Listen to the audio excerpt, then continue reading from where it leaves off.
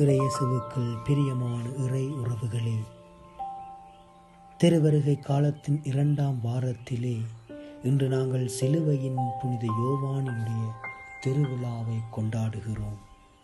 இன்றைய நாளிலே வாசகமானது இயேசு துன்புறுத்தப்படுகிறார் என்கின்ற தொனிப்பொருளிலே எங்களை சிந்திக்க அழைக்கிறது.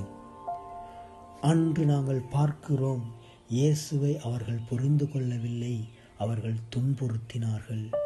ஆனால் அன்று மட்டுமல்ல, இன்றும் எங்களுக்காக மரணித்து உயிர்த்த இயேசுவை நாங்கள் இன்றும் எங்களுடைய செயல்களாலும் சொல்களினாலும் சிந்தனையினாலும் தினம் தினம் துன்புறுத்துகிறோம்.